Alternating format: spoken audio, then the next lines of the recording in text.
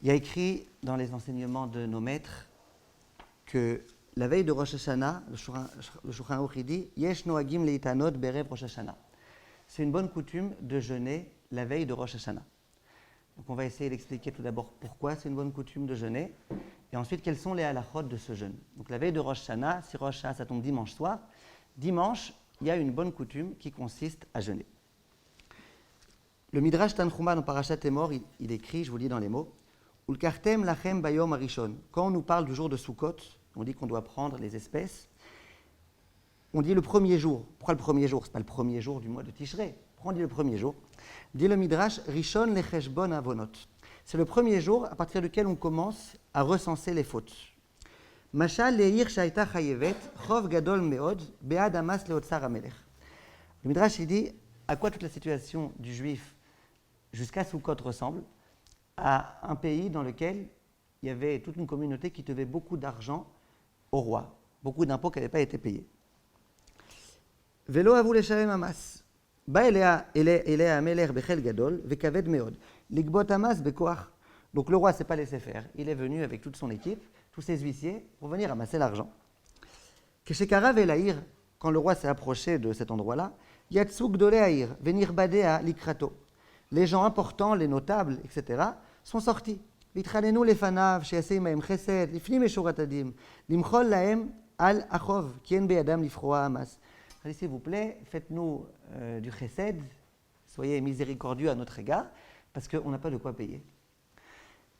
Inyach lahem shlish. Immédiatement, le roi a accepté et il leur a fait une promotion du tiers. Il dit le tiers de la somme, je vous la pardonne. Kevan shekarav yoter, quand il a continué à avancer, yatsua benonim, shebair likrato betachanunim, veniach lahem ashlish hasheni. Les gens importants, ils sont sortis. Maintenant, il y a les gens un peu moins importants, mais qui étaient quand même des gens très importants. Ils sont sortis et à Aouda, ils ont dit au roi, s'il vous plaît, est-ce que vous pouvez nous faire une promotion? Et le roi a à nouveau accepté, il dit, vous savez quoi, le deuxième tiers, je vous pardonne. Shekarav yoter, el sha'arei ha'ir, quand il s'est approché encore, yatsu kol anshe ha'ir likrato betachanunim, inyach lahem hakol. Il y a tous ceux qui restaient de la ville qui sont sortis et qui ont dit au roi, s'il vous plaît, pardonnez-nous, on n'a pas de quoi payer, faites-nous une prime. Et le roi a tout pardonné. Car Amelech ou Akadosh Baruch Hu, on a bien compris dans cette parabole que le roi c'est Akadosh Baruch Hu. Bnei Ha'ir Elou Israël Shinchayvu Bavonotem Kol Hashana. Les gens de la ville, c'est les Bnei Israël qui ont fauté toute l'année. Berev Rosh Hashanah, et c'est là qu'on a la source de ce jeûne-là, la veille de Rosh Hashanah, Agdolim Itanim, Umvater Lahem Shlish Shel Avonotem. La veille de Rosh Hashanah, les gens importants et Talmidei Chachamim, ils jeûnent, et Akadosh Baruch Hu, il pardonne le tiers des fautes. Baseret Yemei Tshuva, pendant les 10 jours de pénitence, Abenonim Mitanim, Umochel Lahem Shlish Hasheli. Beyom HaKippurim, Akol Mitanim, Umochel Lahem Akol. Bemotzei HaKippurim, Akol Oskim B'mitzvot Sukkah v'arbat hamilim. Car Korei Yom Tov Harishon, Rishon Lecheshbon Avonot. Donc la veille de Rosh Hashanah, il y a des gens importants qui jeûnent, ça permet de pardonner le tiers des fautes du peuple juif. Pendant la Seret Yemei Tshuva, il y a les Benonim qui jeûnent, ça efface encore un tiers. Et le jour de Kippour, tout le peuple juif confondu jeûne, et ça pardonne l'ensemble des fautes du peuple juif. Le peuple juif sort de Kippour exempt de toute faute. Ils sont occupés à faire la mitzvah de la Souka, Arbat Haminim, ils n'ont pas le temps de fauter. Et une fois qu'ils vont enfin rentrer dans leur Souka, c'est là qu'ils vont avoir un petit peu de temps pour, Chas v'Shalom, recommencer à fauter. On espère qu'on ne fautera pas. Donc on voit d'ici qu'il y a le makor, la source de ce jeûne-là de la veille de Rosh Hashanah. Vous allez immédiatement me poser une question. Je vous vois venir tout de suite. Amen Benis. C'est quoi la question? C'est quoi la question? Vous avez dit le jour de Rosh Hashanah, pas la veille de Rosh Hashanah? Non, la veille. C'est ça, la veille. La veille de Rosh Hashanah. C'est quoi la question? La question, c'est qu'il y a écrit que c'est les grands qui doivent jeûner. Les grands, c'est qui les grands? Les Chachamim, les Tzadikim, les gens très Yereshamaim. Pourtant, Shulchan Aruch, il ne dit pas ça. Shulchan Aruch, il dit la veille de Rosh Hashanah, on jeûne. C'est parce que dans le Beth Yosef, il fait cette remarque-là. Il dit dans le Midrash, il y a écrit les grands. Après, il dit oui. Mais à ce sujet-là, tout le monde peut se sentir grand. Chaque personne qui a envie de jeûner pour se dire, allez, moi j'ai envie de me sentir grand et de pouvoir permettre de pardonner déjà une partie des fautes du peuple juif, il a le droit de le faire.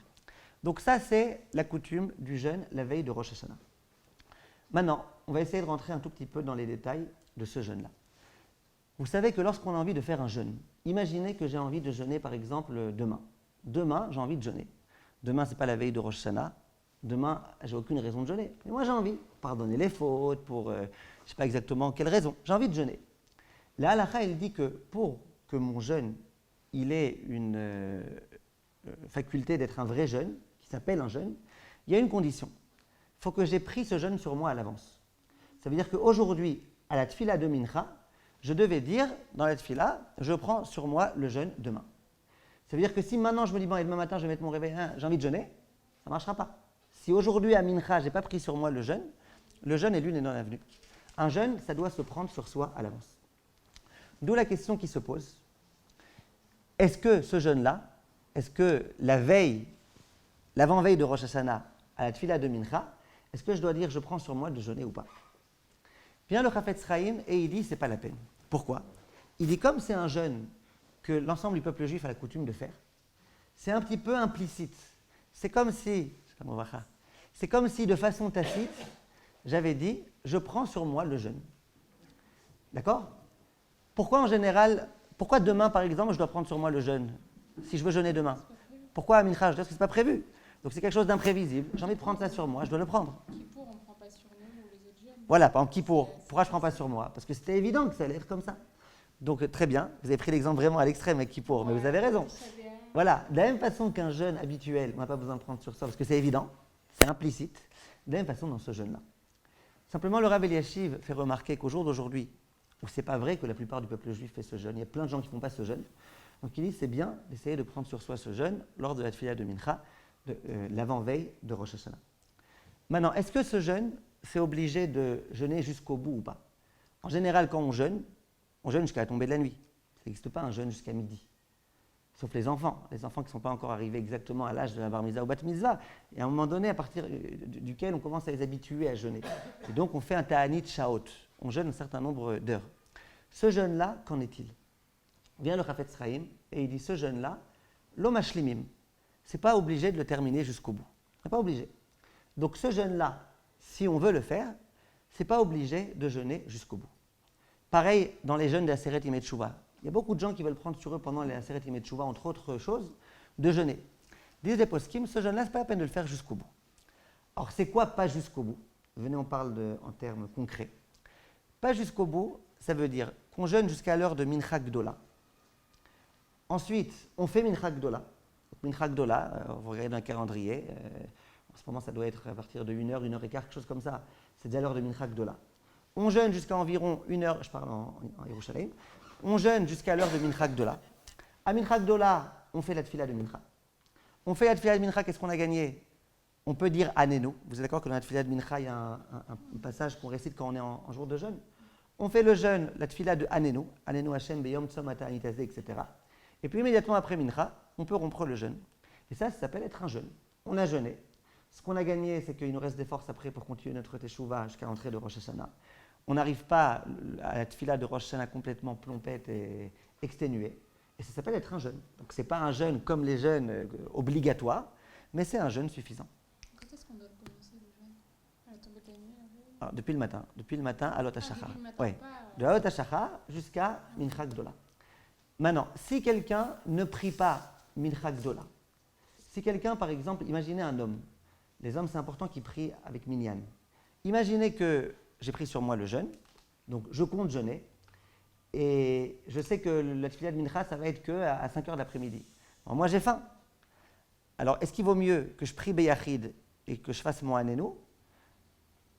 D'accord? Comme ça, après, je peux rompre mon jeûne. Ou est-ce qu'il vaut mieux que, tant pis, je rompe mon jeûne maintenant et je ferai Mincha à 5h de l'après-midi?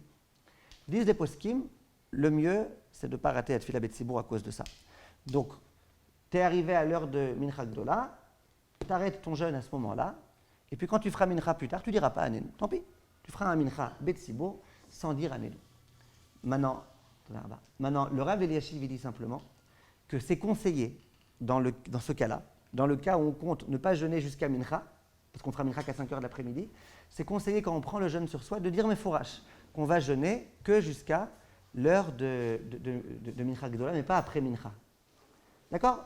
Ça, c'est la halakha. Donc ce jeûne-là, les hommes comme les femmes, tout le monde peut le faire. C'est une coutume qui est assez répandue. On le fait jusqu'à Mincha Gdola et pas plus.